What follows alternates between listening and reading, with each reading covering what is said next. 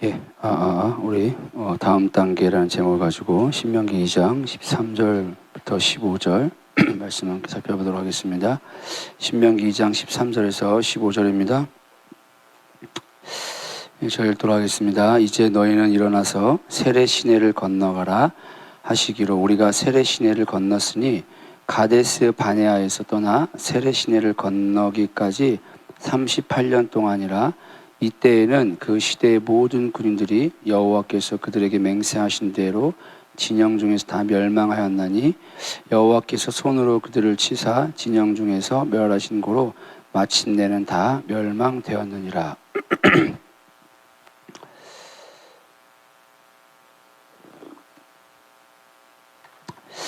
목사님이 감기 걸리셔서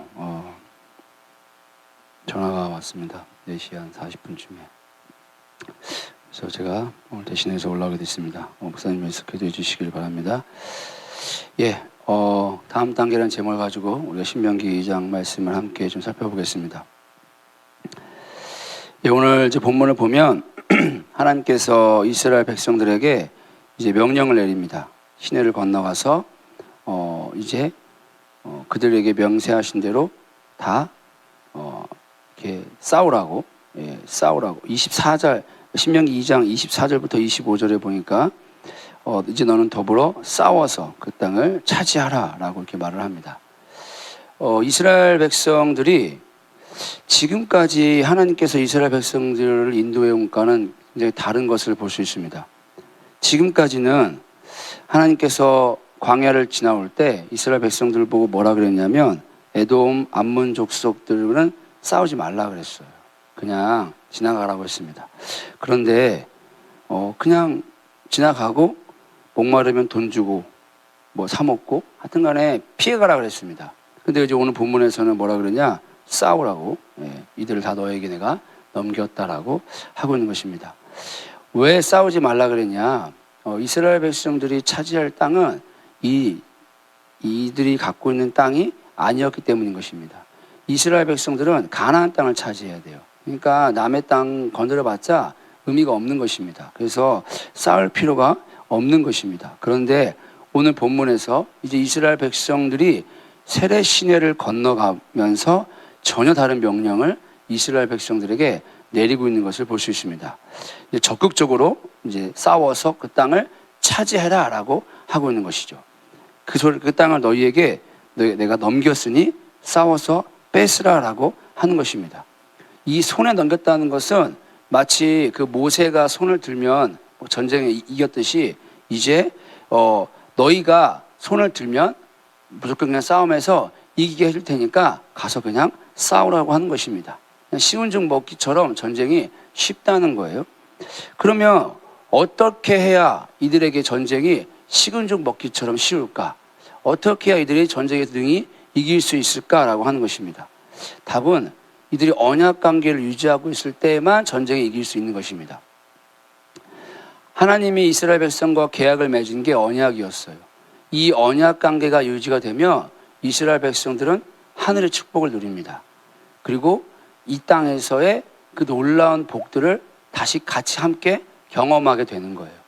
이거를 잘 보여주는 것이 어디냐면 에덴 동산이었습니다.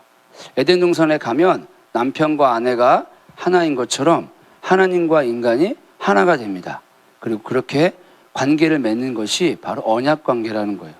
이 언약 관계 안에 있을 때 마치 부부가 하나 되는 것처럼 하나됨이 유지되고 있을 때에 이제 전쟁은 식은 죽 먹기가 된다는 것입니다. 우리가 창세기에 보면 에덴 동산에서 아담에게 그런 말을 하고 있어요. 그 땅을 정복하라고. 우리가 에덴 동산 생각하면 완성된 걸 생각하는데 정복할 대상이 여전히 남아있는 것입니다. 그러니까 에덴 동산은 완성이 아닌 거예요. 정복해야 할 대상이 있는 것입니다. 그럼 정복을 어떻게 해야 되냐? 에덴 동산에서 보여줬던 하나님과의 인간의 관계, 그 관계에 있을 때에만 정복할 수가 있는 거예요.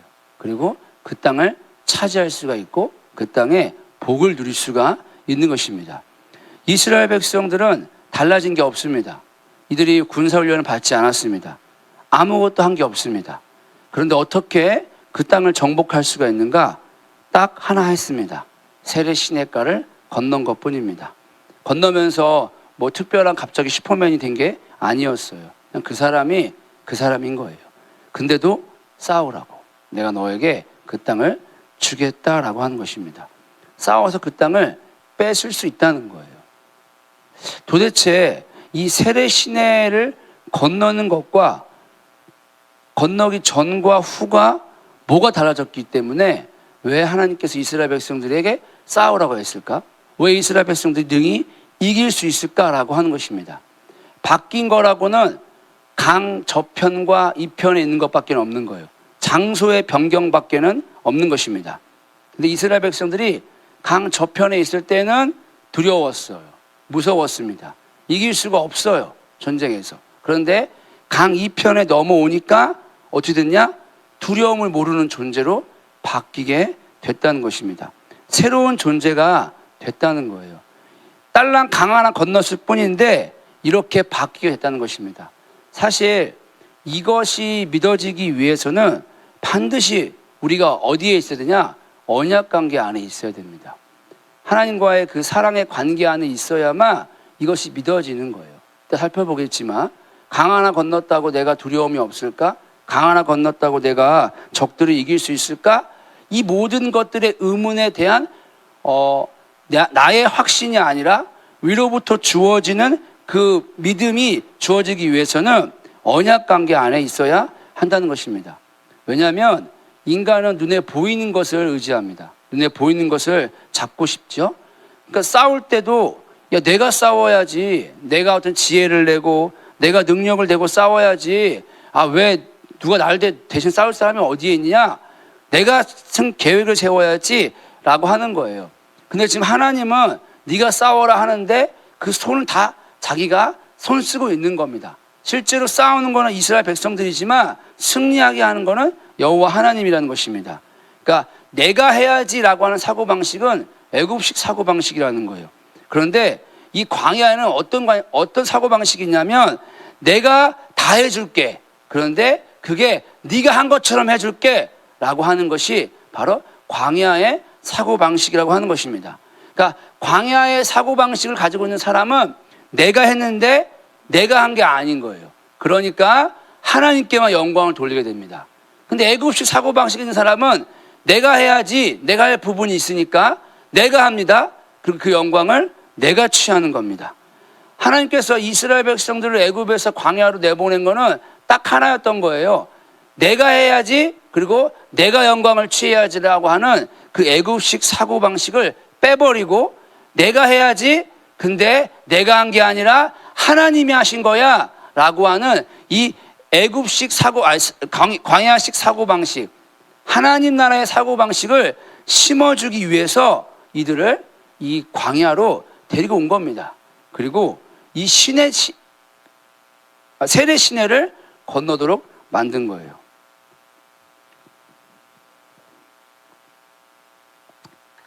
저는 설교를 한 편 하려면 최소 일주일을 봐야 되거든요. 어렵네요.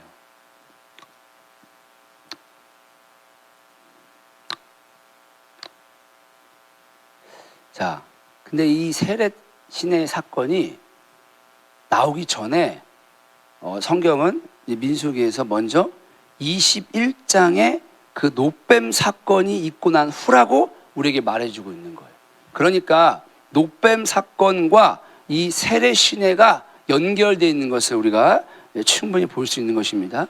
예. 그럼 노뱀은 뭐냐? 하나님의 백성들이 원망을 하죠. 애굽에 나왔는데 먹을 게 없는 거예요. 예. 여기 성경에 참외라고 그랬는데 그 참외는 우리나라 참외는 아닌 것 같은데 참외도 없고 뭐도 없고 불평불만을 하는 겁니다. 아니 애굽이 어떤 곳이냐? 거기가 그 삼각 이렇게 곡창지대로서 되게 농사도 잘 되고 1년 내내 강수량도 일정하고 기온도 일정한 곳이에요. 살기에 딱 좋은 곳입니다. 근데 거기를 나와서 광야로 온 거예요. 그러니까 우리가 예수님을 믿고 나왔는데 잘 살아야 되는데 이게 전과 다르게 더 힘든 겁니다. 이상하다. 내가 전에는 더 편했던 것 같은데? 라고 하니까 이 이스라엘 백성들이 야, 이럴 거면 차라리 애굽 가지. 내가 여기 나와서 고생할 바에야. 라고 하면서 막 시위를 했습니다. 그 사건이 이제 놋뱀 사건이죠. 그러니까 애굽과 비교해 보니까 이스라엘 백성들의 광야는 어디였냐? 지옥인 거예요, 지옥. 여기가 지옥입니다, 광야가. 그러니까 지옥이 싫은 거예요. 그러니까 나는 애굽 갈 거야 라고 하는 것입니다. 그러니까 어떻게 합니까? 이스라엘 백성들이 저 가나안 땅 들어가야 됩니다. 저 언약의 관계 안에 들어가야 돼요. 하나님과의 사랑의 관계 안에 들어가야 되는데 그러려면 광야 지나가야 됩니다. 그런데 이스라엘 백성들이 나 광야 싫어. 저 가나안이고 뭐고 저 언약 관계고 뭐고 하나님과의 사랑의 관계고 뭐고 나 힘들어. 나 그냥 애굽으로 돌아갈래. 라고 하는 게 이스라엘 백성들의 마음이었어요. 그러니까 어떻게 하냐? 사람은 고쳐 쓰는 거 아니라 그러잖아요. 그러니까 이 인간 저기 들어가 봤자 똑같이 반역할 것 같다 싶으니까 에이 안 되겠다. 뱀이나 보내자. 그래가지고 뱀을 보냅니다. 그래서 뱀이 다 물죠. 물으니까 또 어떻게 합니까? 이번 죽겠다고 또 아우성을 칩니다. 먹을 거 없다고 아우성을 치고 뱀에 물렸다고 아우성을 치고 한결같죠. 그러니까 하나님께서 놋뱀을 장대에 달아버립니다. 그리고 이거 보면 살아 라고 말합니다. 자, 그런데 이 놋뱀 사건을 우리 예수님이 해석을 해주잖아요. 나라고. 내가 그 놋뱀이었다고. 그러니까 나를 보면은 옛날에 놋뱀을 본 자가 산 것처럼 나를 믿으면 너희가 살 것이다 라고 말하고 있는 거예요. 자, 그러면 예수님이 왜 죽었느냐라고 했을 때 광야의 이스라엘 백성들이 원망했습니다. 불신했어요. 그러니까 예수님을 죽인 게 누구냐? 광야 이스라엘 백성이었다는 것입니다. 하나님의 백성이 예수님을 죽여버린 거예요. 그런데 그 예수님이 죽임을 당한 겁니다. 그 죽임을 당함으로 말미암아 놀라운 사건이 일어나게 되는데 이스라엘 백성들이 살아나게 되게 된 것입니다. 그러니까 지금 하나님이 이 광야에서 불뱀을 통해서 물려 죽이는 것은 어떠한 사람을 죽이는 것이 아니라 그리스도 예수를 대적하는 그 악한 것들을 죽임으로 그리스도 예수와 함께 이스라엘 백성들을 다시 살리는 것을 이제 볼 수가 있는 것이죠. 이들이 누구냐? 바로 세렛 시내를 건너간 자들이라는 것입니다. 자, 그러니까 이 세렛 시내를 건너가는 자들은 가나안 땅에 들어가는 거예요. 근데 이 가나안 땅에 누가 들어가느냐? 그리스도 예수와 함께 십자가에 못 박혀 죽은 자들, 그들이 세렛 시내를 건너서 가나안 땅에 들어간다라고 하고 있는 것입니다. 그러니까 이 구약이 뭘 자꾸 우리에게 말해주고 있냐면 신약의 십자가를 말해주고 있는 거예요. 단순히 세렛 시내 강 하나 걷는 게 아니라는 것입니다. 이들은 어디를 건너냐? 그리스도 예수의 보혈을 건너간 겁니다.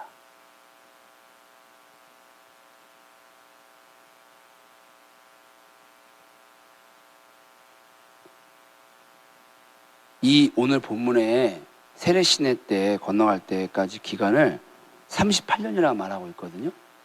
근데 신약에도 38년 된 황자가 나오죠. 예, 그거 다 그 일부러 한 겁니다. 성령님이. 예, 그거 다 구약의 사건을 설명해 주기 위해서 일부러 38년 된 병자를 말한 거예요. 예, 그냥 쓴 건 없어요, 성경은. 예. 그러면 이스라엘 백성들이 38년 동안 어떻게 살았습니까? 엄청 편했습니다. 목말라 그러면 물 주고요. 배고파 그러면 밥 주고요. 추워 그러면 불이 켜지고, 더워 그러면 에어컨 나왔습니다. 38년 동안 자기 힘으로 밥 해본 적도 없고요. 자기 힘으로 농사 지은 적도 없습니다. 자기 힘으로 뭘 한 게 하나도 없는 거예요. 38년 동안. 그냥 먹고 마시고 자고 그냥 거의 백수처럼 지낸 겁니다. 예. 그냥 그렇게 편히 살았어요. 38년 동안. 자, 그런데 능력은 없는 거예요. 철저하게 안 믿습니다. 그러니까 신약에 와서 그런 이스라엘 백성들의 모습을 어떻게 표현하고 있습니까? 안진뱅이로 표현하고 있죠. 안진뱅이로. 예. 그런 존재가 이스라엘 백성이었던 거예요. 하나님의 놀라운 능력, 기적은 경험했습니다. 그런데 하나님 보시기에는 이스라엘 백성들이 어떤 상태였냐면 그냥 안진뱅이였던 거예요. 안진뱅이. 예. 아직 누구를 못 만났냐? 예수를 못 만난 거예요. 예수를. 하나님의 기적은 경험했다니까요. 기도도 다 봤다니까요. 38년 동안 부족함이 없었어요. 예. 그런데 하나님의 눈의 관점에서는 그들이 어떤 존재였느냐? 안진뱅인 거예요. 물이 동하기 전까지는 자기가 거의 갈 수가 없는 거야. 누구도 자기를 도와줄 수도 없고 자기가 스스로 갈 수도 없는 그러한 철저한 무능력의 상태가 누구였느냐? 이스라엘 백성들이었다는 것입니다. 이스라엘 백성들. 그런데 이러한 이스라엘 백성들이 어떻게 싸울 수 있냐는 거예요. 어떻게. 아니, 자기가 기어갈 수도 없고 서서 걸어갈 수도 없는 존재 보고 가서 뭐 하라고 하냐? 저들과 싸워라고 하는 겁니다. 이스라엘 백성들이 싸워야 할 대상들은 오합지졸이 아닙니다. 성이 있었습니다. 그리고 군사훈련을 다 받은 존재고요. 왕이 있었어요. 그리고 행정체계가 있었고 군사체계가 있었던 존재들입니다. 이길 수가 없습니다. 이러한 장애인이 어떻게 일반이, 그것도 훈련받은 군사들을 이길 수가 있습니까? 무기도 없고 힘도 없는데. 그런데 이러한 철저히 장애인, 무능력에 있는 존재를 38년 된 환자를 세례 시내를 건너자마자 뭘로 바꿔버리냐? 군사로 바꿔버리는 거예요. 하나님이. 그 사도 바울이 우리한테 그러죠. 너희가 하나님의 군사라고. 제가 지금 옛날 얘기하고 있나요?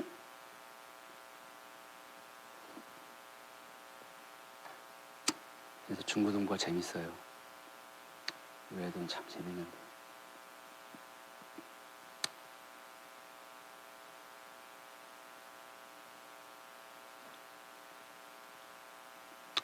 여러분, 그 신명기, 제가 신명기 얘기하는 것 같지 않죠? 신약 얘기하는 것 같으시죠? 아니, 왜 이렇게 다들, 왜 기분이 나쁘신 거예요? 왜 그러시는 거예요, 도대체? 제가 신명기 얘기하는 것 같으세요? 아니면 신약 얘기하는 것 같으세요? 신명기 얘기하고 있는데 뭐 신약 얘기하고 있어요? 네. 복음 같죠? 예, 맞습니다. 구약은 복음입니다. 예. 그래서 저는 구약을 볼 때마다 너무 신기해요. 이건 그냥 신약 얘기하고 있는 거예요. 그래서 사도 바울을 존경하고요. 사도 바울이 이 구약을 다 해석해 줘 버렸어요. 뭔 내용인지. 그러니까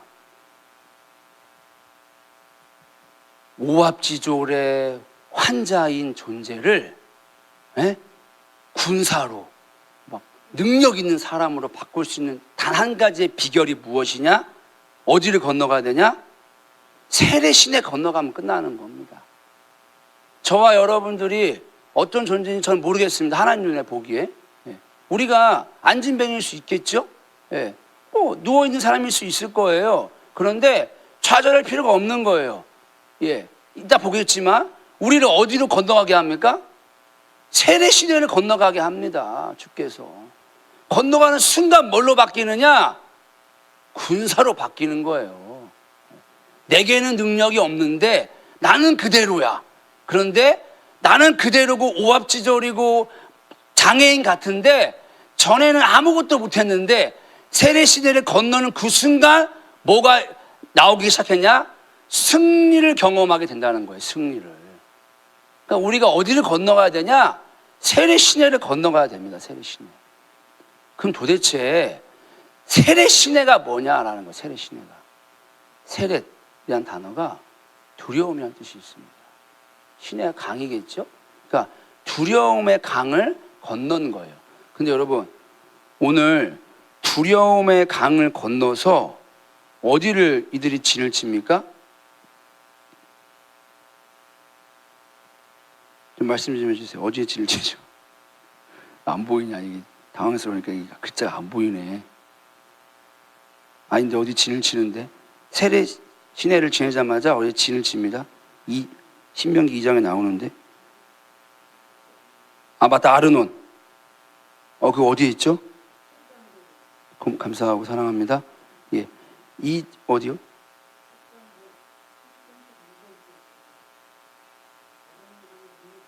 네. 야, 내 눈에는 안 보인다. 땡큐, 감사합니다. 어쨌든 어디 진쳤다고요? 아르논에 진쳤죠? 자, 그럼 아르논, 제가 말하고 싶은 게 아르논입니다. 왜 안 보여, 나는 지금 이게. 여러분, 세례 시내를 건넜어요. 두려움의 강을 건넜습니다. 그리고 딱 만난 곳이 어디입니까? 아르논이야, 아르논. 근데 이 아르논이라는 단어가 급류예요, 급류. 급류. 여러분, 이 급류라는 단어가, 아르논 단어가 어디 쓰인지 아십니까? 사도행전 2장에 쓰입니다. 사도행전 2장에서 어디에 쓰이냐? 성령이 급하고 강한 바람처럼 임했다 그랬죠? 그 단어가 이 아르논입니다. 자, 그러면 답 나왔어요. 자, 세례 시내를 건넌다는 거는 죽음의 강을 건너는 거예요. 우리가 물세례, 십자가의 그 처음의 십자가를 경험하는 겁니다. 십자가가 제가 내 옛 자가 죽는 거를 경험하고 지나가야 돼요. 그걸 지나가서 딱 진치고 만나는 곳이 어디라는 것입니까? 오순절 2장에 성령의 세례를 받는다는 것입니다. 성령의 세례를. 그게 신명기 2장에서 말하고 있는 겁니다. 자, 그러면 오순절 2장의 성령의 세례는 무엇이냐? 예? 우리는 과거에 이것을 능력으로 이해했습니다. 그러나 이건 능력이 아닌 거죠. 능력 받았다고 이들이 군사로 바뀔 수 있는가? 그럴 수 없다는 거예요. 예. 이스라엘 백성들이 그 능력, 파워, 기도응답 이게 아니라는 것입니다. 이미 38년 동안의 능력을 경험했다고요. 말도 안 되는 능력을. 아침에 나가면 뭐가 내려요? 만나가 내립니다. 38년 동안 옷이 헤어지지 않았대요. 신발이 닳지 않았답니다. 그러한 능력을, 초자연적인 현상을 무려 38년 동안 경험을 했어요. 그러니까 여기서 아르논가에 진을 쳤다. 사도행전 2장의 해석에 따르면 성령을 받았다라고 하는 것은 우리가 흔히 경험하는 성령의 능력, 기도응답 이런 것이 아니라는 것입니다. 사실 이 오순절 2장의 성령의 사건은 출애굽기 19장의 재현입니다. 예, 거기서 셋째 날을 기다리라고 했잖아요. 그 셋째 날이 이들이 출애굽한 지, 출애굽 1월 14일 날 했거든요. 6월절 날.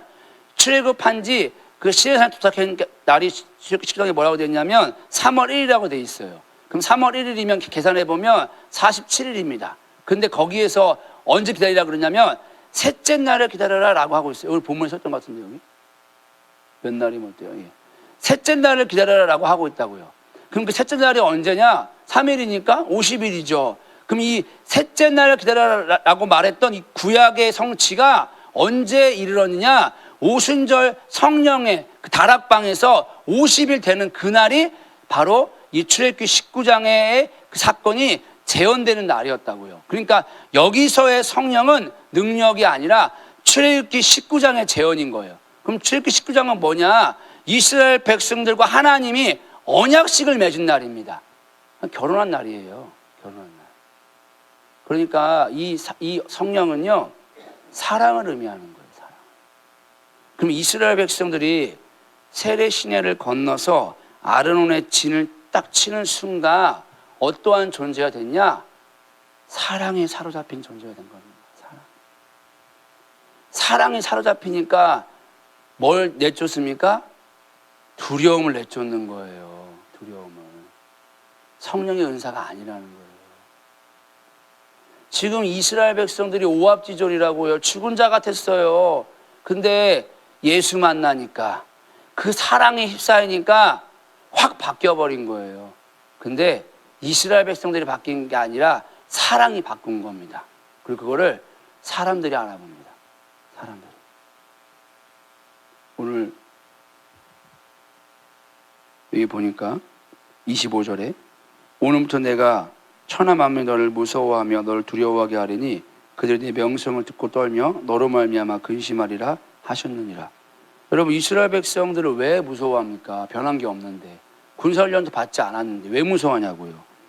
하나님의 사랑이 가득한 하나님의 백성은 세상이 알아본다는 거예요. 세상이 무서워합니다. 세상이 벌벌벌 떠는 거예요. 누구의 명성? 내 명성입니까? 이스라엘 백성들의 이름의 명성이 아닙니다. 그들과 함께하고 있는 하나님의 명성 앞에 세상이 벌벌 떨 수밖에 없다는 것입니다. 그러면 우리가 이것을 오늘날 우리의 모습을 비춰보면 마음이 좀 아프죠. 예. 하나님의 백성들이 예수의 피를 힘입은 하나님의 백성들을 바라보고 믿지 않는 세상의 사람들이 어떻게 여겨야 되느냐? 두려워 떨어야 되는 거예요. 우리와 다르기 때문에 높은 존재로 봐야 된다고요. 그게 하나님의 이름을 높이고 있는 존재가 되는 것입니다. 근데 반면에 우리가 이 사랑에 사로잡혀 있지 않으면, 이 사랑이 우리의 유일한 목적이 아니면 이 명성은 땅에 처박히는 거예요. 그럼 오늘날 하나님의 백성이라고 하는 사람들이, 교회라고 하는 이 곳이 세상에서 어떻게 이름 부름을 당하고 있습니까? 라고 했을 때 마음이 아픈 거죠. 마음이. 답이 나오는 거라고요. 뭘 추구하고 있는지가 답이 나오는 거예요. 사랑이 아닌 거예요. 사랑. 안다 생각하는 거? 그런 건 다 필요 없는 겁니다. 오늘 알아야 돼요. 이따 보겠지만. 여러분, 이렇게 사랑을 입은 자들 보고 뭐라고 하고 있는지 아십니까? 싸우라고 하고 있잖아요. 싸워서 뭐합니까? 여기 세례시내 건너가면서 가나안 땅입니다. 가나안 땅에 누가 있냐? 7족속이 있습니다.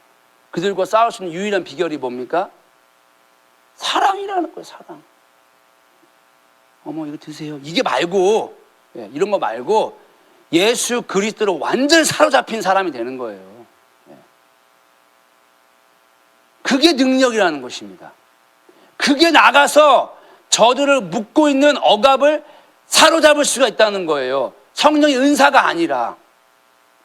아무런 능력을 발휘하지 못합니다. 하나님의 백성들이. 그럼 지금 뭐가 없다는 것이냐? 사랑이 없다는 거예요. 사랑. 십자가를 모른다는 것입니다. 그런데 이 성령을 입은 자들이, 이 사랑을 입은 자들이 가나안 땅에 들어가 유업을 차지할 자들이라고 하고 있는 거예요. 근데 여러분, 이들이 누굽니까? 2세대들.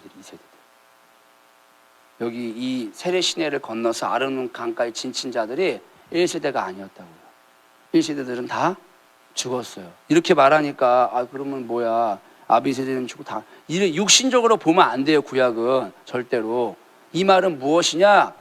그리스도 예수만, 사도 바울의 언어를 그대로 가져와야 됩니다.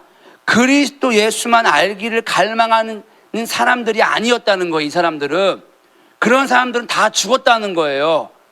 예수 플러스 알파, 예수 플러스 비전, 예수 플러스 기도응답, 예수 플러스 선한 행위, 예수 플러스 종교 행위, 이런 것들을 원했다는 거예요. 섞어버린 사람들이라는 거예요. 이런 사람들은 다 어떻게 되냐?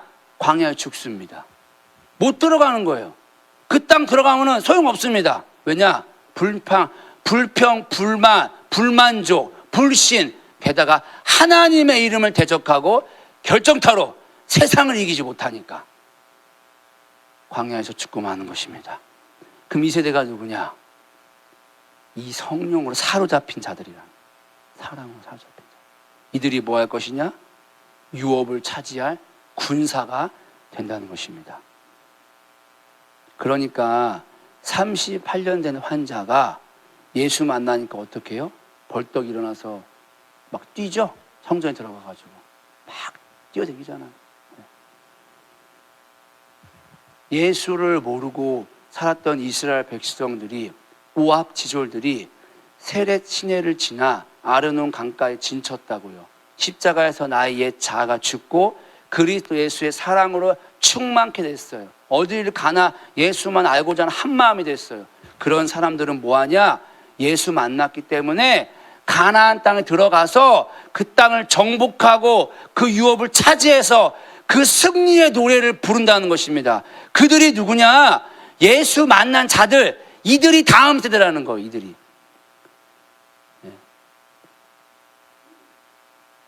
우리 애들이 스승의 날 때 보면 카드를 써주는데,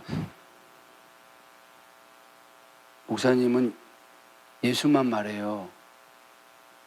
우리한테 예수만 말해줘요. 이 말이 잠깐 제가 곰곰이 생각해 봤는데, 우리한테 예수로 세뇌시키고 있어요. 약간 그 말을 들리던데요. 네, 세뇌시키고 있습니다. 네, 다른 걸 일절 안 말합니다. 네, 아무것도 말하지 않습니다.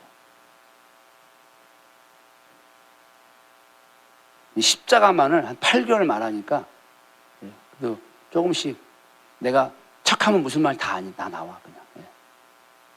내가 구역을 갔다가 얘기를 해도, 예수요! 그러면, 맞았어. 십자가요! 그럼, 오케이. 네. 그거 말하면서 애들 눈물이 글썽글썽 거리거든요.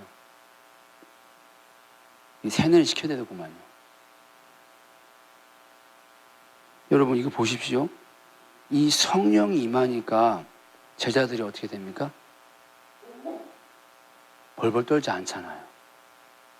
나가서 복음을 전합니다. 죽음을 두려워하지 않습니다.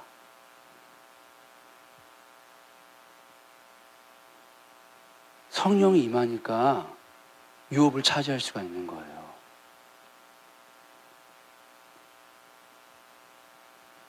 여러분, 이 성령 언제 받아야 됩니까? 오늘 본문에 있잖아요. 25절에 오늘부터. 오늘 받아야 되는 거예요. 오늘 예수님 만나야 되는 거예요. 오늘 예수님 만나는 건 이론이 아니라고요. 옛날에 만난 걸로 이스라엘 백성들이 절대 가나안 땅 못 들어갔습니다. 절대 못 들어갔습니다. 오늘 만나야 됩니다. 교회 온다고요? 못 들어갔습니다. 이스라엘 백성들 38년 동안 하나님 경험했습니다. 그런데 예수만 원하지 않는 사람들은 가나안 땅 못 들어갔습니다. 유업이 없다는 거예요. 유업이. 뭐 천국 못 가 이런 게 아니라 유업이 없는 겁니다. 유업이 없는데 천국 무슨 의미가 있겠습니까? 여러분, 예수의 살과 피는요, 이론이 아닙니다. 우리가 실제로 먹어야 되는 양식이고 실제로 마셔야 되는 음료입니다. 저 여러분들 배고프니까 밥 먹죠? 목마르니까 음료수 마시잖아요. 우리의 영혼이 배가 고프고 목이 마르기 때문에 오늘 예수의 피와 살을 먹어야 되는 거예요. 오늘. 어제가 아니고 오늘. 1억을 먹는 사람들은요, 능력을 나타내요. 근데 이 능력이 세상과 달라요. 어쩐 줄 아십니까? 낮아지려고 합니다. 으뜸이 되고자 하지 않습니다. 살고자 하지 않습니다. 내가 죽고자 하고요. 나보다 남을 낮게 여기게 됩니다. 시기 질투하지 않습니다. 남을 세워줍니다. 배우고자 합니다. 어찌하든지 간에 한 자라도 알고자 하는 열망이 솟아납니다. 그런데 예수 안 믿는 사람은 그런 마음 없습니다. 이 정확하게 우리의 어디에서 볼 수 있냐? 부모님의 모습 보시면 잘 볼 수 있잖아요. 부모님들이 자녀랑 게임을 하면은 부모가 이깁니까? 저주지. 네. 저주잖아요. 우리미랑 달리기 하면은요, 우리미가 이겨요. 저 집니다, 우리미한테. 우리미랑 젠가 아시죠? 젠가 이거 나무 쌓기 하는데 얘는 위에를 잡고 아래를 빼요. 그럼 이게 흔들리겠습니까? 흔들릴 리가 없는 거예요. 위를 잡고 아래를 빼는데 이게 어떻게 흔들려? 나는요, 잡으면 안 돼요. 잡으면 안 되고 내가 잘 뺄 것 같으면 막 툭툭 쳐요. 이렇게 막. 지가 이겨야 되는 거예요. 끝끝내 제가 이깁니까? 저주죠. 이길 수 있죠, 제가. 그게 예수 만난 사람들인 거예요. 부모가 자녀가 잘 되기를 원하지 내가 잘 되기를 원하는 부모가 어디 있습니까? 예수 만난 사람은 그렇게 살아간다는 거예요. 그게 세상을 이기는 능력이라는 것입니다. 그러니까 바울은 제발 좀 이 사랑을 알게 달라고 기도 좀 하자고 그렇게 우리에게 권면하고 있는 거예요, 바울이. 여러분, 바울도 전에는 이렇게 안 살았습니다. 여러분 알다시피 2차 전도 여행에서 아덴 가기 전까지는 자기 힘으로 살았습니다. 예수 만났지만. 그런데 아덴에서 철저하게 패배했습니다. 안 되는 거예요, 그 말쟁이가. 야, 이거 안 됐네. 그 아덴 실패해가지고 고린도로 가지 않습니까? 터벅 나 같은 놈은 안 된다. 근데 고린도 가서 이제 깨달은 거예요. 아, 내가 중요한 걸 깨달았다. 내가 이제 오직 그리스도 예수만을 알기를 내가 원한다. 예수가 지혜였구나. 예수가 능력이었구나. 라는 사실을 바울이 깨달은 거예요, 바울이. 그러니까 바울은 이제 그때부터 변하기 시작합니다. 이제 누구만 알기를 갈망하냐? 그리스도 예수만 알기를 갈망하기 시작했어요. 그리고 나오는 모든 열매를 다 하나님의 은혜라고 이제 하나님께 영광을 돌리게 되어 있는 것입니다. 여러분, 성령이 임하지 않으면, 사랑이 임하지 않으면 우리는 불평을 하게 됩니다. 불만이 나오게 됩니다. 그리고 감사가 없어집니다. 내가 감사해야지. 그거는 인본주의입니다. 그냥 감사는 성령이 임한 사람만 할 수 있는 거예요. 그 사랑이 임한 사람만 할 수 있는 거예요. 왜냐? 세상 사람들 다 해요, 감사. 근데 그건 감사 아니거든요. 성령이 임해서 그리스도 예수의 사랑을 깨달은 자가 여기서 나오는 게 진짜 감사한 거예요. 그 사람은 모든 게 다 감사해요. 있어도 감사, 없어도 감사, 무명해도 감사, 유명해도 감사, 내가 맞아도 감사, 안 맞아도 감사, 다 감사한 거예요, 그 사람은. 왜? 이 감사의 조건이 뭐기 때문에? 그리스도 예수의 십자가의 사랑이기 때문에. 그런 사람들이 이깁니다, 바울처럼. 정복합니다. 아시아와 유럽을 정복합니다. 초대교회 성도들이 매일 이겼습니다. 그리고 마지막 때 성도들도 이길 거라고 우리에게 약속했습니다. 그럼 이거 무슨 말이냐? 이 마지막 때 이 성령을 한량없이 이 사랑을 부을 것을 말하고 있는 거예요. 그래야 이기니까. 저는 이 사랑을 사모합니다. 여러분, 성령은 예나 지금이나 똑같습니다. 바울에게만 부어지는 게 아닙니다. 바울이 잘나서 부은 게 아닙니다. 우리도 그 성령을 사모하면 바울 못지않게 부어줄 수 있습니다. 이 성령이 임한 사람은 어떤 사람이냐? 성령이 인도해서 세례 시내를 건너고 아르논 강가에 진친 자들입니다. 이들이 오늘부터 이 성령을 받은 자들이 무엇을 하느냐? 유업을 얻게 됩니다. 그런데 이 유업을 얻는다는 게 한 사람이 얻지 않더라고요. 왜냐? 아브라함의 유업을 아들 이삭이 가져갑니다. 그리고 그 이삭의 유업을 야곱이 가져갑니다. 족보에 보니까 다 아버지 아들, 아버지 아들, 아버지 아들 연결돼요. 이 말은 성경에 나온 족보는 두 가지거든요. 그리스도 예수를 나타내고 하나는 그리스도 예수를 방해하는 사단의 족보를 나타내거든요. 그러니까 우리가 어디 족보에 올라가느냐?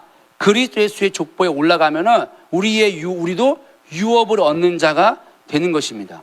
하나님께서 언약을 이어가는 방법, 이 유업을 이어가는 방법이 족보를 통해서 이어지는 거예요. 근데 이 족보를 연결하는 것, 아버지와 자녀를 연결하는 것이 무엇이냐? 사랑이라는 거예요. 사랑. 예수님의 십자가의 사랑. 그들이 무엇이냐? 유업을 얻을 것이라는 것입니다. 제가 왜 이거를 처음에는 다음 세대 프로젝트라고 이게 이름을 지었어요. 전화를 받고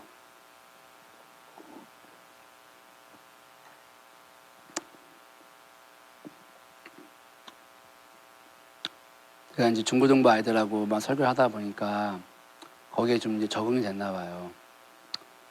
정말 재밌거든요. 진짜 재밌어요. 우린 정말 행복해요. 난 설교할 때 이렇게 행복한 건 처음이야.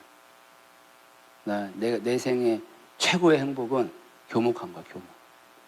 너무 행복해. 네, 하나님이 이것도 은혜죠. 제가 청년 때 교목 제가 뭘 이렇게 예전에 써놓은 게 있는데 제 미래에 대해서 내가 교목을 할 것 같다 그랬는데 제가 그래가지고 원래는 그 뭐죠 복수 전공을 다시 내가 해야 되나? 아니면 그 뭐죠 그거 선생님 되는 거 그거 해야 되나? 막 그때 고민을 많이 했거든요. 신대원 갈 때. 근데 그거 하기 너무 좀 늦은 것 같아. 이거 하고 신대원 언제 다 하냐고 이거를. 그래서 안 했는데 야 이게 웬일입니까? 네? 이런 식으로 하네. 꿈에도 몰랐네. 그때 제가 써놓은 건 그랬거든요. 땡땡 중학교 교목 이렇게 써놨거든요. 근데 중학교 교목은 아닌데 KDS 교목이었어 그게. 네. 주님의 생각은 저하고 다르지만 교목은 똑같더라고요. 너무 행복해요. 네, 재밌습니다. 애들하고 얘기하는 게. 좀 어렵네요 마음이. 행복한데. 그러다 보니까 적응이 돼 있어 보니까 여기 지금 어른들 얘기하면 되게 힘드네 지금 뭔가 좀 어색하네. 되게 어색하네 지금. 예. 여러분 근데 이 아이들과 7월 달에 임진각에 갑니다. 임진각 가죠? 예, 그 사람들이 뭔지 모르는 것 같더라고요. 근데 제가 월요일 날 저는 메시지를 하나 받았어요. 어떤 목사님이신데 잘 몰라요.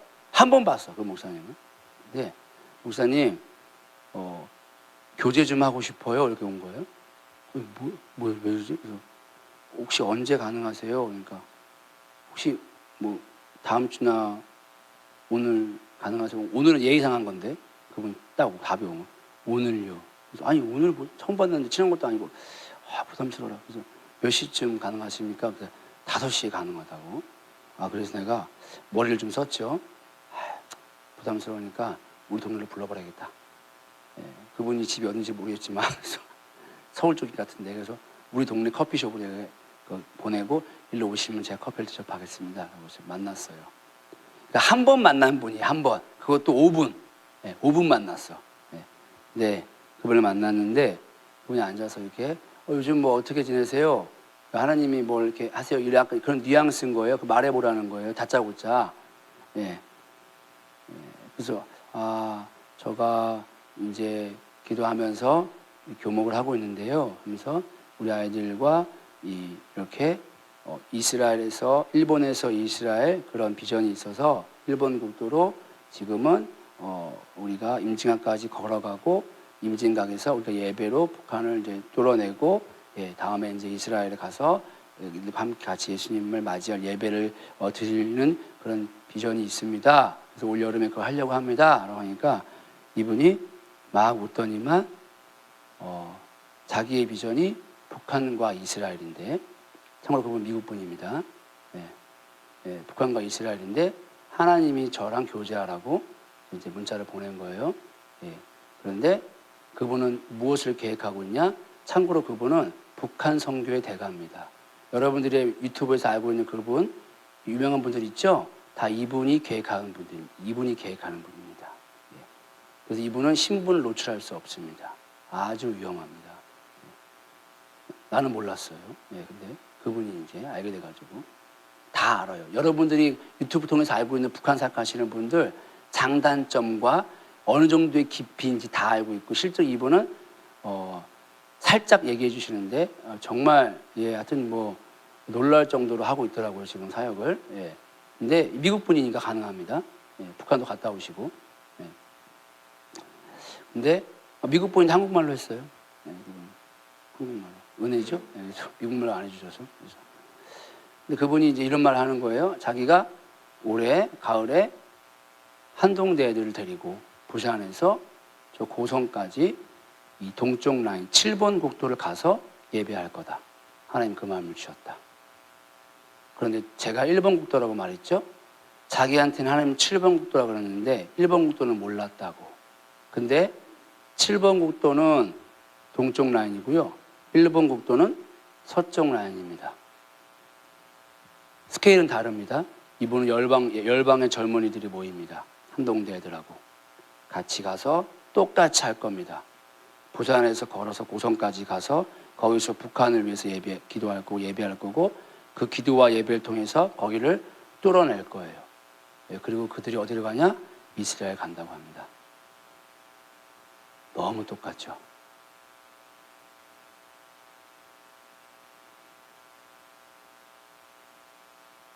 제가 현장에 있잖아요. 표어가 나갔고요. 증축이 막 되고요. 다음 세대 프로젝트라는 말이 나가요. 저는 약간 습관이 있는 게 뭐냐, 증축, 다음 세대 프로젝트 하면요. 그냥 그거 단어를 보지 않아요. 그거를 말씀하신 의미를 알고 싶어져요. 그게 습관이에요, 제가. 왜 그런지는 모르겠어요. 근데 그렇게 습관적으로 그 의미를 알고자 하니까 그 의미가 해석이 돼요. 저한테는 개인적으로.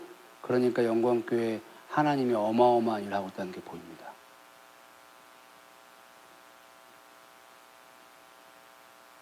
유업 차지할, 예수님에게 사로잡힐 하나님의 사람들을 지금 세우고 있습니다.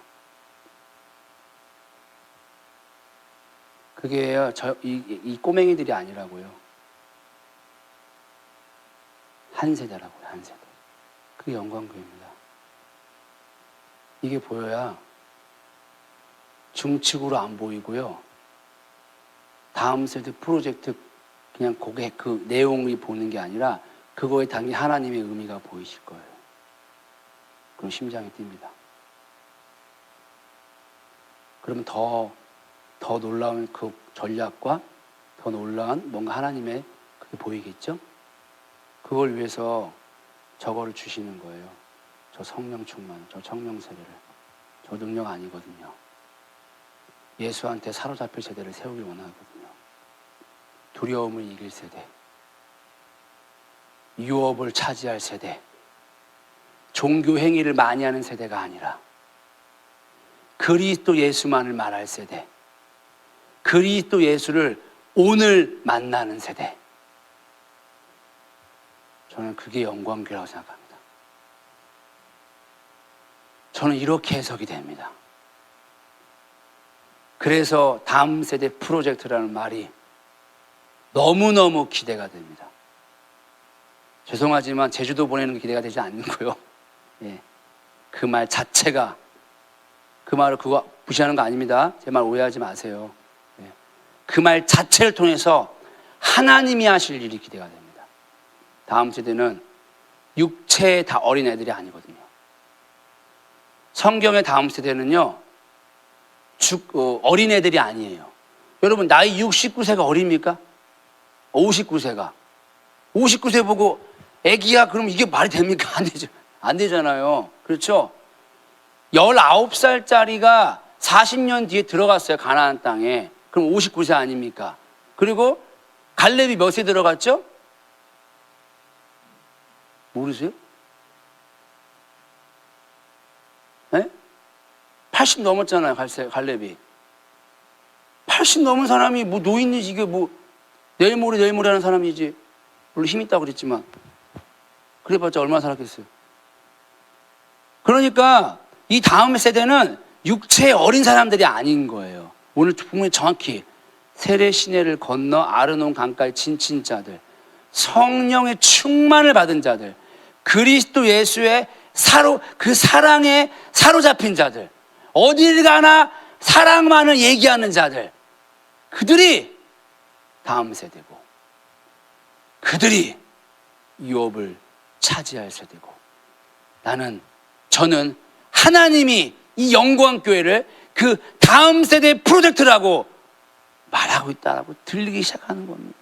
혼자서. 안타까운 건 돈이 없네, 물질로 헌금을 못하네,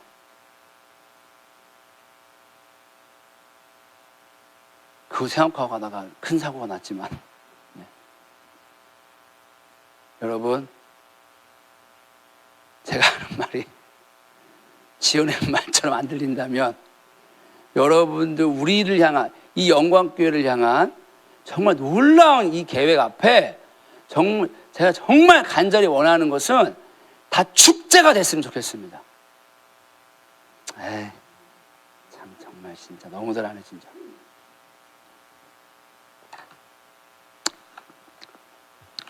난 이런 걸 어서 많이 듣고 막 다 깨달으면 상관없는데 내가 볼 때는 그렇게 많이 깨달은 것 같지 않은데 진짜. 여러분, 제가 어리고 부족한 거 아는데요. 하나님은 어리고 부족한 사람 쓰는 거예요. 예? 마음이 원하니까 난 이렇게 들리는 거 어떻게 합니까?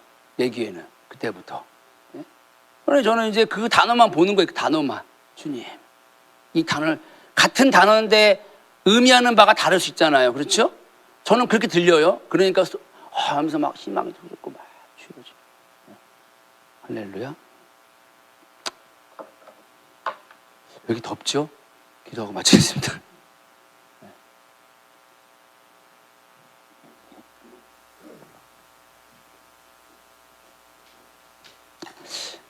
여러분 되게 소망이 있죠? 우리가 예, 현실은 좀 어렵죠. 예, 현실은. 근데 저는 소망이 있을 거라 봅니다. 예, 우리가 같이 소망을 갖고 좀 하나님의 일들을 좀 바라봤으면 좋겠습니다. 예. 오늘 다른 거 할 거 없는 거예요. 오늘 예수 만나면 되는 거예요. 그럼 다 끝납니다. 예, 진짜 만나야 되는 거예요. 예, 오늘. 자기 자신한테 한번 질문해 보세요. 내가 예수님 때문에 그 이름 한번 불러서 언제 눈물이 났나? 진짜 솔직하게. 예. 내 자녀가 잘 돼가지고 와우! 이거 말고 예. 예. 예수 그 이름 때문에 언제 감격하고 언제 눈물 터지고 언제 말할 수 없는 감사와 감격이 나오는가? 그게 오늘이어야 됩니다. 우리 예수교잖아요. 예수교. 그 예수 오늘 만나야 돼요. 그 오늘 만나는 사람 반드시 하나님이 놀라운 뜻을 이룰 겁니다. 다음 세대가 돼서. 저는 우리가 이 영광교회를 하나님이 그렇게 축복하신다 믿고 그 사랑을 오늘 부어주실 것을 믿고 그 사랑이 임하면 두려움이 없습니다. 두려움을 이기게 될 것입니다. 우리가 오늘 남은 시간 동안 정말 예수님 나 좀 만나달라고 네, 정말 좀 몸부림치면서 오늘 못 만나주면 내일 또 만나달라고 그렇게 하시면서 어찌하든지 간에 예수 만나서 다음 세대가 되어서 유업을 차지하는 우리 영광교회 되기를 예수님의 이름으로 축원합니다.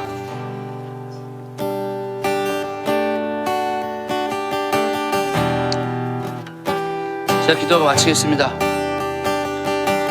예수님 감사합니다. 정말 사랑합니다. 당신이 행하고 계신 놀라운 일들로 인하여 정말로 감사합니다. 우리 한 사람 한 사람이 무엇이간데 대간절 무엇이간데 우리에게 그 아들의 사랑을 마음껏 부어주고 계십니까? 그 놀라운 십자가의 사랑을 왜 우리에게 부어주고 계십니까? 우리에게 그 사랑을 더 부어주시고 그 사랑 안에 우리가 머물기를 원합니다. 한량없이 부으시는 이해할 수 없고 정말 말로 표현할 수 없는 그 사랑을 내가 오늘도 맛보기를 원합니다. 정말 맛보기를 원합니다. 진짜 경험하기를 원합니다. 그리하여서 당신이 말씀하신 다음 세대가 되어서 당신의 이 놀라운 유업을 차지하는 그런 교회가 될 수 있도록 은혜를 베풀어 주십시오. 예수님, 이제 우리가 이 세례 시내를 건너서 아르논 강가에 진치기를 원합니다. 이제 더 이상 과거를 그리워하지 않게 해주십시오. 옛 자아가 십자가에 죽게 하시고 그 성령의 충만을 받을 수 있도록 은혜를 베풀어 주십시오. 그렇게 매 순간순간마다 그리스도 예수 아는 것이 우리의 유일한 목적이 되게 해 주십시오. 그것이 우리의 사는 이유가 되게 해 주십시오. 그렇게 이 영광교회가 단 한 가지로 예수의 이름을 외치는 자가 될 수 있도록 은혜를 베풀어 주십시오. 그래야 이곳을 향하여 계획하고 계신 놀라운 유업들이 이루어지게 하시고 그 놀라운 유업이 이루어질 때 이곳에서 그 모든 백성들이 다 같이 일어나 춤추며 뛰며 그리스도 예수께 영광을 돌리는 그런 놀라운 역사가 38년 된 병자가 일어나 춤추며 했던 그 놀라운 역사가 이곳에 일어날 수 있도록 성령님 은혜를 베풀어 주십시오. 그 일이 일어나기를 간절히 소망합니다. 그 은혜를 부어주세요. 예수님 정말 사랑합니다. 정말 사랑합니다. 모든 영광 예수님 홀로 받아주세요. 예수님의 이름으로 기도했습니다.